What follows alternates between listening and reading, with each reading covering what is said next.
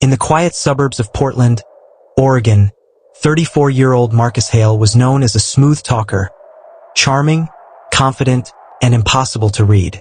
To his friends, he was a tech consultant who made good money helping small businesses set up online stores. But behind the polished smiles and coffee shop meetings, Marcus lived a double life, one built entirely on lies. By night, Marcus was known in darker corners of the internet as Nolan Keys. He wasn't a hacker in the traditional sense, he was a romance scammer. His skill wasn't in code, but in conversation. He built trust, spun stories, and lured lonely women with digital charm until their wallets opened. For years, he thrived on manipulation, until one day he decided to take things further. It started as a game. Marcus had been catfishing a woman named Laura, a single mom from Kansas. She believed she was talking to a kind-hearted man named Ethan Price, a widower who'd lost his wife to cancer. But as Marcus juggled multiple identities and victims, something strange happened. Laura ghosted him first. No explanation. No goodbye. Just silence. For the first time, Marcus felt the sting of rejection he'd so often inflicted. Frustrated, he started spending more time on dating apps, creating new personas. Then came the idea that would change everything. What if, he thought, I fake my own date as a scam? Marcus created two profiles. One, a charming, successful man named Evan Blake, complete with photos stolen from a fitness influencer. The other, a shy but beautiful woman named Sophie, an art student with an interest in men who understood her soul.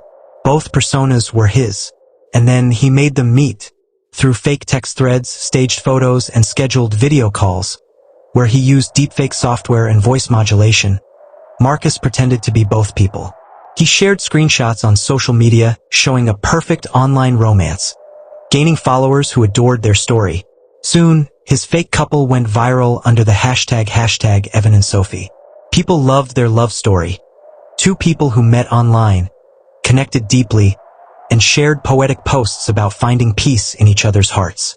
Marcus had accidentally created an influencer couple out of nothing. Brands started reaching out for collaborations. People sent gifts to their shared P.O. box. Marcus profited massively. But then came a problem he never predicted. Fans wanted proof. A real photo. A video together. Marcus panicked. Deepfakes were getting better, but not good enough for live streams. So he did what he always did, he lied again. He announced that Sophie had gone missing. According to the story, she disappeared while on her way to meet Evan for the first time in person. The internet exploded. Hashtag Find Sophie began trending. Thousands of users shared missing posters and tagged news outlets. Marcus's inbox flooded with sympathy. His follower count doubled overnight. But then, something went wrong. A local journalist named Clara Devine started digging. She noticed inconsistencies. Metadata on the photos didn't match the locations, timestamps overlapped, and Evan's voice sounded eerily familiar to another scammer she had covered years ago. Marcus Hale. Clara reached out to authorities. Within weeks, Marcus's entire digital empire unraveled. When the FBI raided his apartment, they found over a dozen phones, multiple SIM cards, and a spreadsheet of fake identities with notes like, emotional angle, father died young, target loves poetry, send fake poem number 3. If suspicion arises, switch to Evan persona.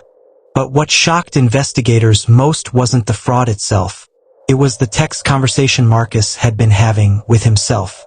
He'd kept the chats between Evan and Sophie going long after the scam went viral. Pages of romantic messages written and replied to by him. One line from Sophie read, "You can't keep pretending, Evan. One day you'll have to meet yourself." And his reply as Evan simply said, "I already have." In court, Marcus claimed it was all a social experiment about digital identity and loneliness. But the prosecutors called it what it was: emotional fraud, financial deception, and digital manipulation. He was sentenced to 6 years in federal prison for wire fraud, identity theft, and obstruction of justice.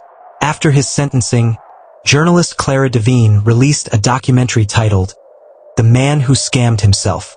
It went viral not because of the money or the lies, but because of what it revealed about the human condition, that even the best liars eventually get trapped in their own stories.